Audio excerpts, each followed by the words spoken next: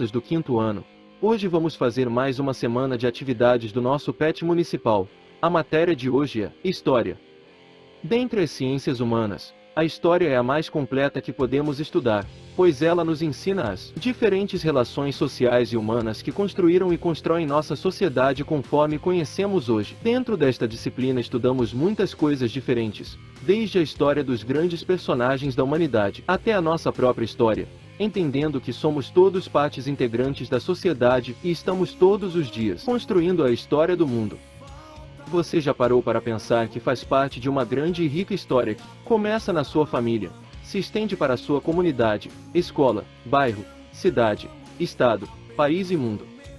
Que tudo que vivemos e fazemos interfere com outras pessoas. Por isso, vamos aprender com esta maravilhosa matéria tudo que nossos antepassados já realizaram, tanto as coisas boas, quanto as não tão boas assim, mas não devemos julgar as decisões e fatos do passado com nosso conhecimento do presente, lembrando que, quando os agentes históricos construíram os fatos que estaremos estudando, não tinham acesso a tudo que conhecemos hoje, tomando suas decisões com base no que conheciam e estudavam em seu tempo. Por isso, estudamos o passado para aprender com ele e não para julgar seus acontecimentos. Vamos aprender um pouco mais nesta semana. Eu sou o professor Anderson Bueno. Esta será nossa atividade de história desta semana. Vamos estudar juntos. Muito bom dia, pessoal do 5º ano, sejam bem-vindos a mais uma aula. Hoje nós vamos fazer a 5ª semana da matéria de História. A unidade temática será Registros da História, Linguagens e Culturas. Objeto conhecimento, as tradições orais e a valorização da memória.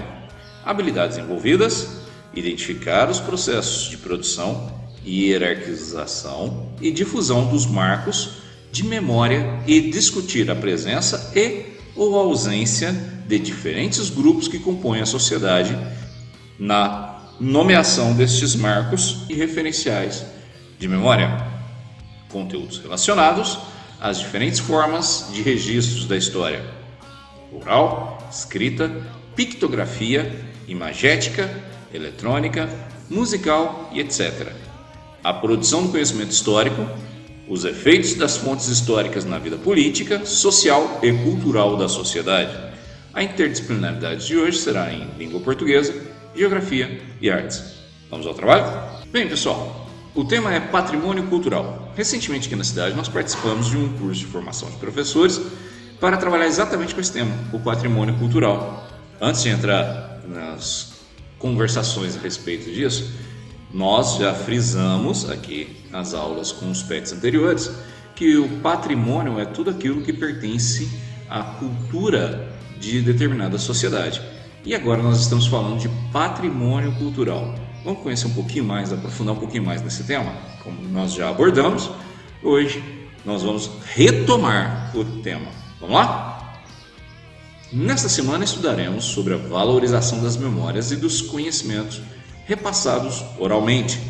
Aposto que você já aprendeu muitas coisas com seus avós, tios, vizinhos mais velhos, como lendas, mitos, receitas de chás, adivinhas, não é verdade? Tudo isso faz parte da nossa história e aposto que você já tenha se dado conta disso. No nosso dia a dia, fazemos e somos a história. Ela é construída continuamente. Muitas vezes, quando as pessoas falam de história, só se lembra de grandes nomes da história. Mas cada um de nós, como diz Raul Seixas, constrói a própria história. E essa história é cheia de aventuras, conhecimentos e produções. Certo? Breve apresentação. Você sabe o que é patrimônio cultural? Bom, se você procurar no dicionário, você vai encontrar a seguinte definição. Patrimônio cultural é tudo que tem importância histórica e cultural para um país ou uma comunidade, como festas, danças, músicas, artes, culinárias, esculturas, entre outros. Uma das formas de transmissão oral de cultura são as manifestações folclóricas, como as lendas e os mitos. Eles também fazem parte do nosso patrimônio cultural. A memória de um povo está na língua, modo de viver, se relacionar, suas experiências, A memória pode ser registrada por fontes escritas e também por meio da oralidade, a história oral, que são repassadas de geração em geração para o futuro, segundo o texto de Mariuse Lara. Observando com atenção as fotografias que mostram as construções coloniais da Rua do Pilar em Ouro Preto, podemos ver muitos elementos históricos. Eles fazem parte da memória coletiva, que é o registro de memórias de um grupo de pessoas que vai contribuir para a sua preservação. Existem também a memória individual, que é o registro de memória pessoal e individual, como por exemplo, os momentos com a família registrados em fotografias ou contados de forma oral. Observa a figura 10 do patrimônio cultural brasileiro. As culturas são modos de vida, de transmissão e de expressão humana, e são variáveis no tempo e no espaço. Uma sociedade como a nossa, a mineira, pode abarcar diferentes culturas, sendo esta a razão da sua riqueza cultural, sua diversidade. As culturas são formas de iniciação à aprendizagem constituídas por bens materiais e imateriais, por símbolos e registros, por ideias e modos de agir. As mais diferentes formas de expressão cultural possibilitam a inserção de diferentes pessoas e fazem com que aprendam seus códigos e suas linguagens, e com eles recriem os próprios modos de ser e estar no mundo. As pessoas aprendem umas com as outras, e participar das formas de viver de um lugar ou de uma comunidade é muito importante. Assim, uma comunidade permite que as pessoas criem raízes, ou seja, compreendem de onde vêm e aprendam a valorizar suas origens, colaborando com a permanência e a preservação do grupo enquanto comunidade. Um exemplo muito claro disso nós temos aqui na nossa cidade é o grupo de Moçambique, falando sobre o terno de Moçambique manhoso, aqui da nossa cidade, Minas Gerais. O primeiro vídeo está aqui presente no canal do Edson dos Santos Clarismundi, falando a respeito de Moçambique manhoso. Vamos acompanhar? São só 3 minutinhos. Não se esqueça, se inscreva no canal, marque todas as notificações e dá um like para que mais publicações desse momento sejam feitas aqui para a gente acompanhar.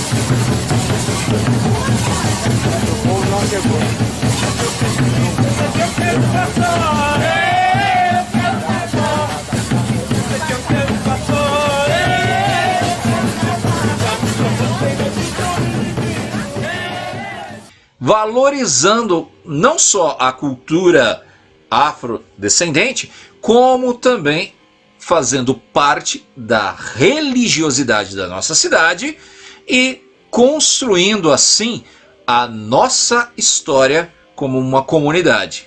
Mas não é apenas a comunidade negra que tem a sua constituição religiosa e tradicional.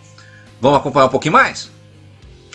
Por ser diversa e rica em cenários naturais, Minas Gerais proporciona os mais diferentes elementos para a vivência da cultura. Lembrando que cultura é tudo aquilo produzido por nós, seres humanos, através da nossa inteligência, da nossa criação. O relevo, o clima e a hidrografia e toda a dinâmica da nossa fauna e flora influenciam nas formas simbólicas produzidas em diferentes pontos do estado. Em geral, uma cultura se manifesta por meio de vários símbolos. Os registros culturais são múltiplos e há aqueles que foram escolhidos para serem conservados e protegidos pela coletividade. Quando a gente fala daquele material que é transformado em patrimônio, eles são aqueles que representam a identidade de uma cultura. Então olha só, são os chamados bens de patrimônio, ou seja, os bens aos quais as pessoas atribuem um valor inestimável, a ponto de decidirem conservá-los para as futuras gerações. Em Minas Gerais, temos monumentos, espaços naturais e até cidades históricas, consideradas como patrimônio, e não só patrimônio do estado de Minas, como patrimônio da humanidade. Um exemplo é a Ouro Preto, em Minas Gerais. Ouro Preto é uma cidade patrimônio histórico. E aqui, na nossa cidade, em Ibiraci, você conhece os nossos patrimônios? Olha só, patrimônio não é só aquilo que você tem como propriedade, mas também aquilo que você usa como manifestação cultural, aquilo que a comunidade reconhece como sua manifestação cultural. Todas as culturas se manifestam por meio de rituais. Rituais são maneiras de expressão dos vínculos, das identidades e dos pertencimentos de um povo. Os ritos permitem que as pessoas estabeleçam conexões entre o que é concreto e o que é abstrato, entre o agir e as mais diferentes formas de crer, pensar e sentir. Em Minas Gerais, temos em diferentes localidades diferentes rituais, como por exemplo, a Folia de Reis, a Festa do Divino Pai Eterno, o Moçambique, entre outros tantos. Aproveitando esse importante momento, vamos também assistir ao documentário Bem-vindos a Minas Gerais, parte 2, a entrevista o José Inácio falando um pouquinho sobre o terno manhoso de Moçambique.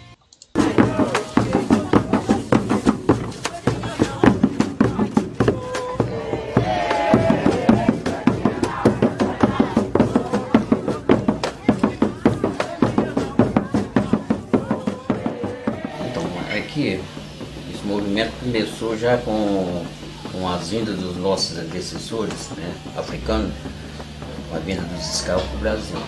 E como é na região aqui, era uma região muito rica, da região do café, então aqui concentrava grande parte então, desses nossos antecessores, desses nossos irmãos, né?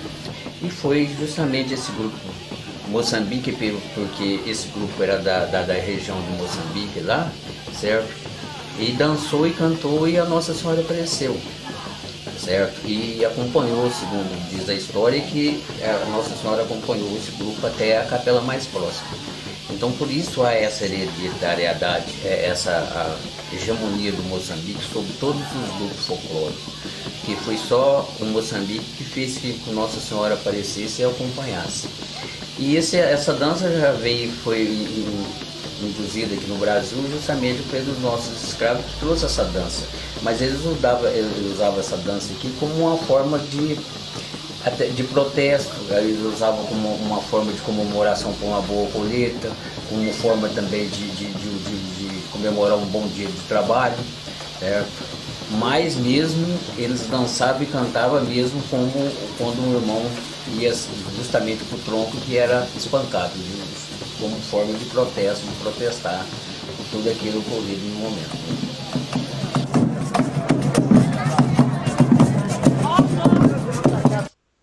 Não se esqueça de visitar o link que o professor vai colocar na descrição e assistir todo o documentário comentando a respeito da nossa tradicional festa celebração com o terno de Moçambique. Mas não é apenas a parte ritualística, ou seja, as celebrações que formam os patrimônios. Observa só, todas as culturas se concretizam também materialmente. A materialidade como recurso disponível num território influencia os modos de ser, de viver e de expressão de um povo ou grupo. A presença do barro, a disponibilidade das sementes, a relação com florestas, rios, animais e plantas, dentre outros, influenciam os jeitos de ser e de se alimentar e de se inserir do modo de ser de um povo ou grupo social. Da mesma maneira, a degradação ambiental certamente influenciará os modos de expressão cultural de uma comunidade atingida por poluição, desmatamento ou exploração mineral desenfreada. Em nosso estado, Minas Gerais, nossa materialidade se expressa no artesanato de palha, de barro, nas obras de arte, nas construções, nos sítios arqueológicos, nos registros documentais, fotos, vídeos, entre outros. Você se lembra que no finzinho do ano passado nós trabalhamos o PET 300 anos, onde foi muito focado essas obras de artes e características do nosso povo mineiro? Lembra disso? E aqui na nossa região, você conhece a capela do Morro dos Quartéis, onde tem uma escavação histórica, a guerra que originou os marcos da nossa fronteira? Você já visitou a capela do Morro dos Quartéis?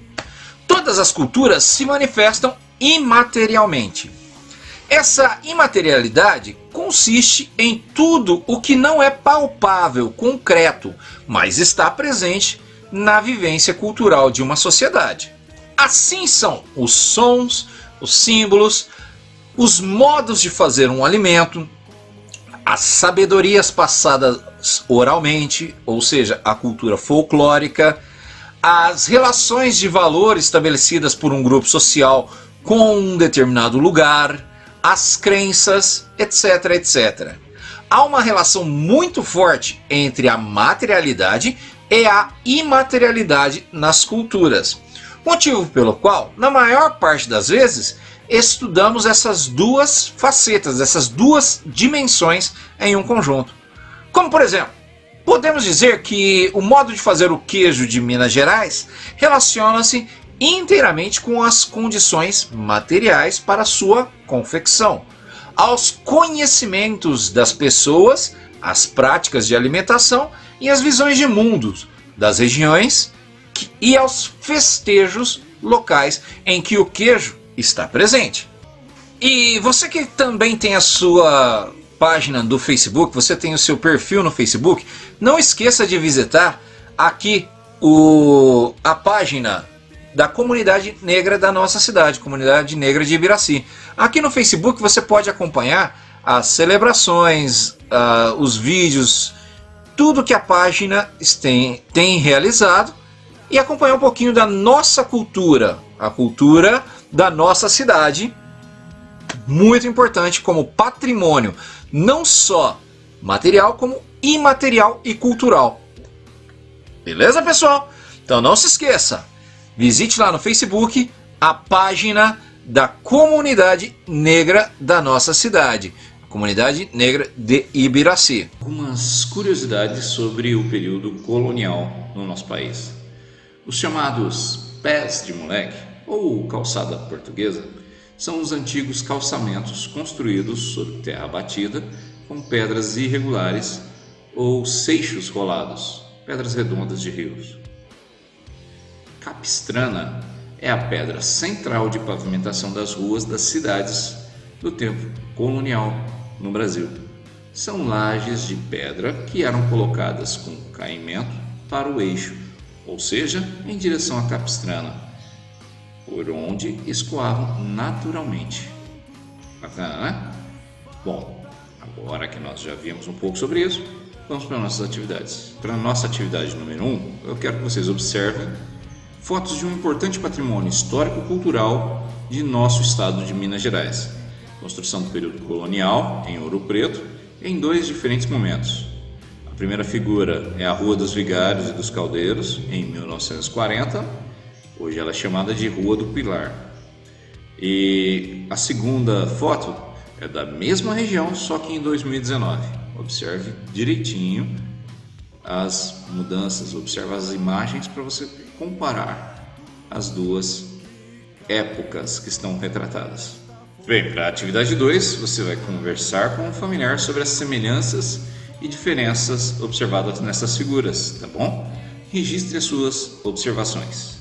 Atividade número 3. De acordo com a observação das fotos acima, analise cada afirmativa. Número 1. Há muitas diferenças entre a fotografia atual e antiga. 2. A rua retratada ao longo dos anos teve o seu nome substituído. 3. A paisagem mantém grande parte das suas características originais. 4. Nas duas imagens, há mais elementos da paisagem natural do que da paisagem modificada pelo homem. 5. As únicas diferenças entre a fotografia antiga, de 1940, e a atual, de 2019, são o calçamento que perdeu os pés de moleque e a capistrana, os postes de luz antigos e as árvores que cresceram na parte de cima. E aí, é correto as afirmativas? 1, 2, 3 são verdadeiras? Ou B, 2, 3 e 5 são verdadeiras? C, apenas as alternativas 2, 3 e 5 são verdadeiras? Ou D, todas as afirmativas são verdadeiras? Para a atividade número 4, você vai usar o seu desenho, tá? Então desenhe uma memória pessoal com sua família e outra coletiva, que faz parte da história do lugar que você vive. Praça, igreja, ponto turístico, e identifique cada uma delas, tá bom? Então você vai fazer no primeiro quadro, você vai fazer um desenho de uma memória da sua família, um fato importante, uma história, uma festa, algo que ocorreu na sua família. E aqui no segundo quadro você vai fazer sobre a nossa cidade, um fato histórico que você se lembra da nossa cidade, perfeito? Para conhecermos uma história, não precisamos da letra escrita, mas sim da palavra falada. A tradição oral tem a função de preservar histórias, de garantir às novas gerações indígenas ou afro-brasileiras o conhecimento de seus antepassados. Para muitos grupos, a oralidade é a única forma de resgatar e preservar sua ancestralidade. O conhecimento e práticas religiosas, o uso de plantas medicinais, o cultivo de alimento, o combate às pragas, as danças, as histórias, a pesca, caça, tudo isso nos foi passado através da oralidade. Não existem livros que nos expliquem como é a reza que a nossa bisavó fazia ou o poder da planta que ela utilizava, mas nem por isso desconhecemos. É através da oralidade que povos constroem sua cultura. É através da palavra que um indivíduo se torna capaz de construir uma identidade cultural. Essa tradição tem como objetivo não só o repasse de histórias, mas também a construção cultural de um povo. Interessante isso, né? Nem tudo que aprendemos está registrado de forma escrita. Você sabia que até mesmo os contos de fadas famosos dos irmãos Grimm não foram exatamente originados por eles? Em determinados momentos da história, são registrados através da escrita. E esses autores registram o conteúdo oral que é passado de geração em geração. Esse é um dos grandes segredos dos sucessos dos contos de fadas dos irmãos Grimm. Legal, né? Muito bem, pessoal. Para finalizar a atividade de história, você vai fazer a atividade 5. Encontre no caça-palavras vocábulos relacionados a conhecimentos, textos e jogos repassados oralmente. As palavras desse diagrama estão escondidas na horizontal, vertical e diagonal. O banco de palavras que vocês têm que procurar está no retângulo acima do caça-palavras. E olha aqui, então procure direitinho as palavras: músicas, quadrinha, histórias, fábulas, trava-língua, cantigas, adivinhas, mitos, parlendas, causos, relatos e lendas. Esses são fontes muito grandes de conhecimento que nem sempre vão estar registradas para a posteridade. E por isso é muito importante não só ser mantida na tradição oral, quanto transcrita, para que quando aquela pessoa não esteja mais presente para transmitir o conhecimento rico que ele tem.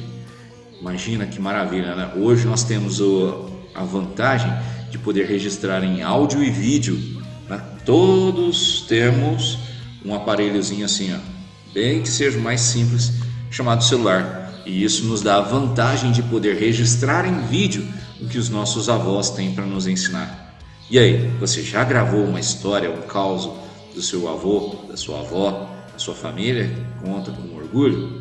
Não se prenda muito na falta de lirismo ou de conhecimento acadêmico dos seus antepassados na hora de fazer esse registro, tá? O que importa mesmo é a maravilhosa experiência que nós compartilhamos, ouvindo e aprendendo com os mais velhos. Nunca se esqueça disso, tá certo? Você pode ter diplomas de mestrado, doutorado e tudo mais, mas nada é tão gostoso quanto ouvir uma história contada pela vovó, pelo vovô. E aí, já sentou com a sua família, com a mamãe, papai, vovó, vovô, tio, tia, e pediu para contasse um caos no ocorrido com eles? Aproveita essa atividade de história e também compartilhe com seus familiares essa experiência maravilhosa. Beleza, pessoal?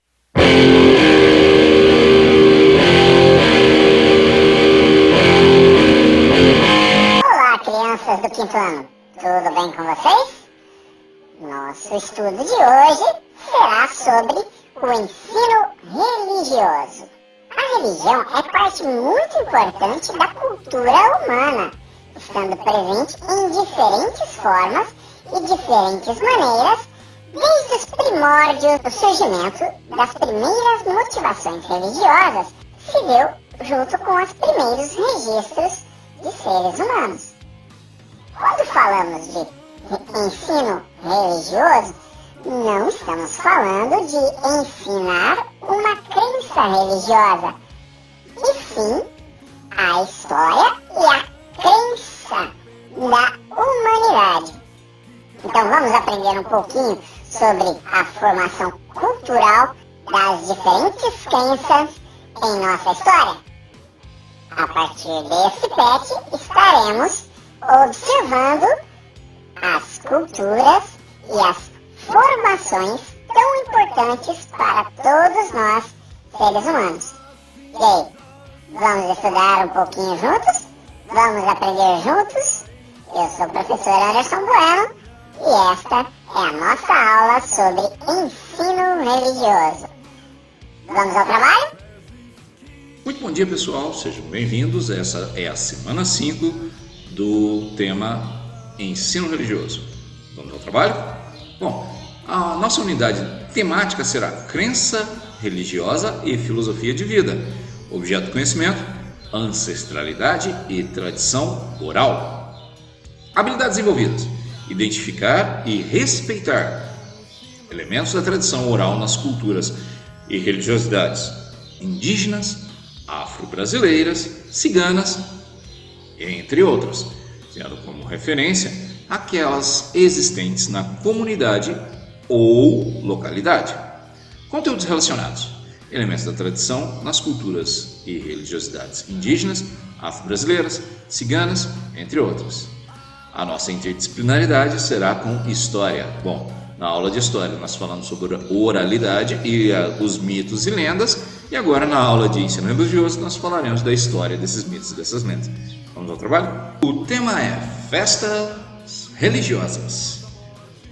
Olá, crianças! Nessa aula vamos aprender sobre festas religiosas. Elas são importantes, pois resgatam lembranças de um povo. Leia os textos e depois responda as questões propostas.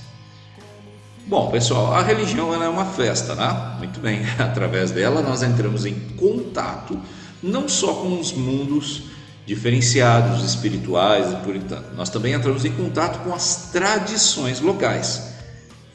Não podemos separar de maneira alguma as religiosidades de um povo da sua constituição cultural. É muito importante, então, valorizar essa espécie, essa parte do conhecimento humano. Então vamos lá, começando com as festas religiosas. As festas religiosas são manifestações culturais presentes em diversas tradições, tanto religiosas quanto espirituais. Nestas festas, geralmente são comemorados acontecimentos e personalidades importantes para aquela crença religiosa ou para a religião. As cerimônias festivas ou rituais celebrativos são eventos que mobilizam a comunidade e resgatam lembranças, reafirmam laços sociais, rememoram fatos e mitos ocorridos num passado distante, dando assim continuidade à tradição. Além dos rituais religiosos, fazem parte do roteiro dessas festas diversos elementos culturais, como a música, a dança, a culinária, a vestimenta. Assim, a cultura popular ou a linguagem da arte que brota da alma do povo é perpetuada e difundida. É muito importante não só participar, se for da sua crença religiosa, como transmitir para as novas gerações essas formas. Nesse momento, vamos assistir um pouquinho sobre uma dessas tradições religiosas da nossa cidade. Vamos ver um pouquinho sobre o tradicional terno de Moçambique, aqui da nossa cidade. Vamos lá?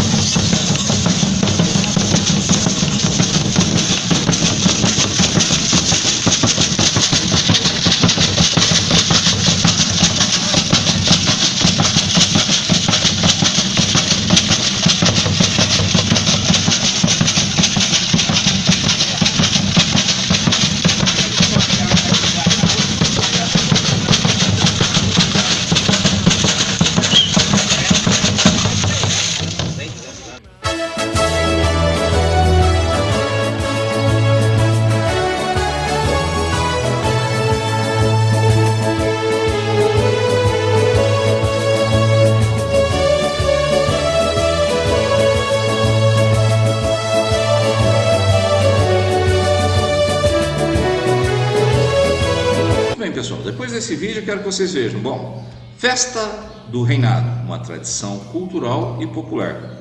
A festa do reinado em Itaú é uma manifestação cultural e religiosa centenária.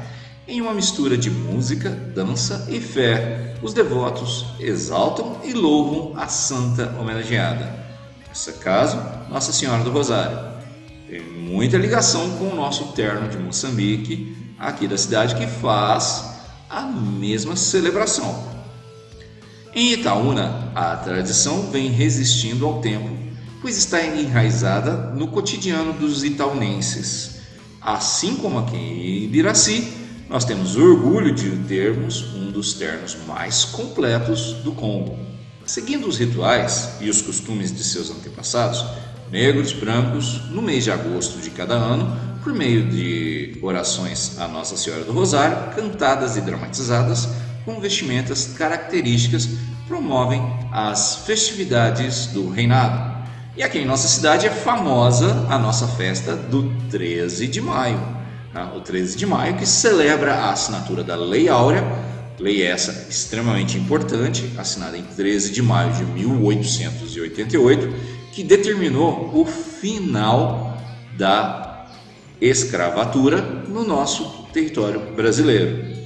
Por isso é muito importante manter tanto a tradição religiosa quanto histórica destas celebrações do 13 de maio, sem tirar com isso a importância das outras datas que se referem ao mesmo tema, como por exemplo o 20 de novembro, dia de Zumbi dos Palmares. Bom, pessoal, mas a gente está falando de Itaúna, né? No dia 15 de agosto, a cidade dedica o feriado a Nossa Senhora do Rosário, em um momento de louvor, promessas e graças.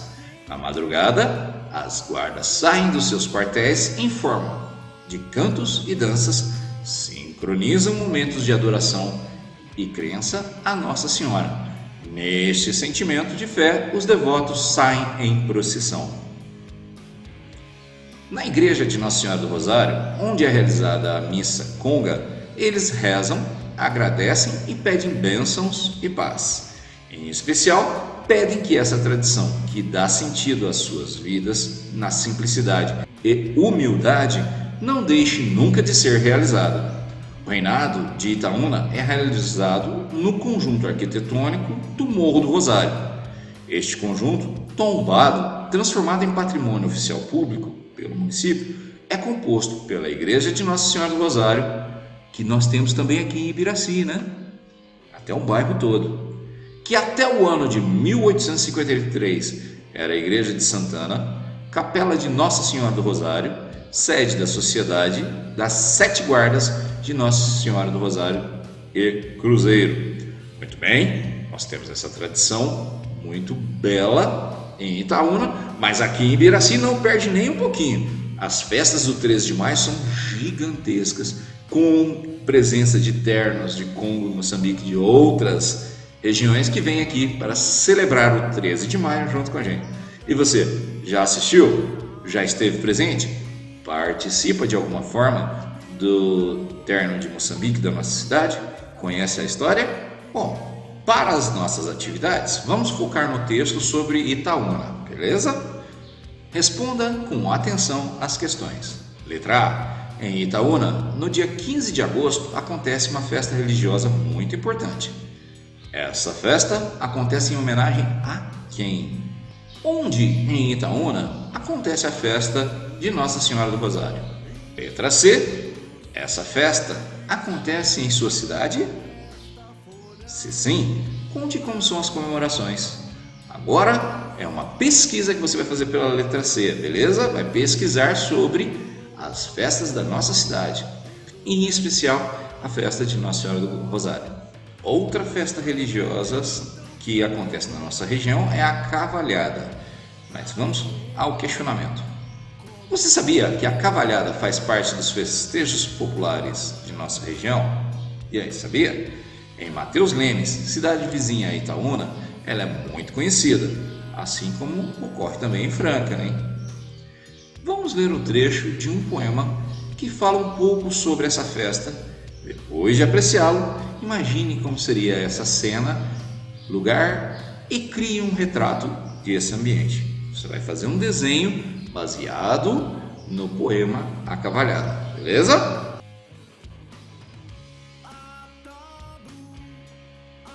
A cavalhada. fitas e fitas, fitas e fitas, roxas, verdes, brancas, azuis. Alegria nervosa de bandeirinhas trêmulas, bandeirinhas de papel bulindo no vento. Foguetes no ar. De ordem do rei dos cavaleiros, a cavalhada vai começar! Fitas e fitas, fitas e fitas, roxas, verdes, brancas, azuis. Lá vem Papalégua em toda a carreira e vem com arreios reluzindo ao sol.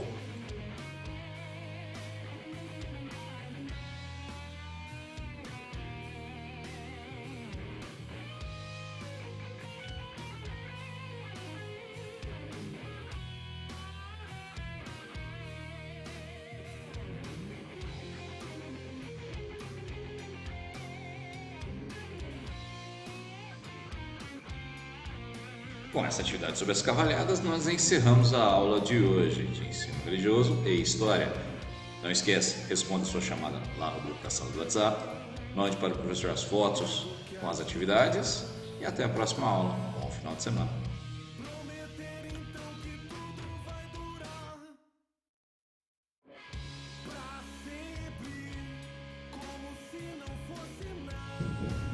Eu voltarei.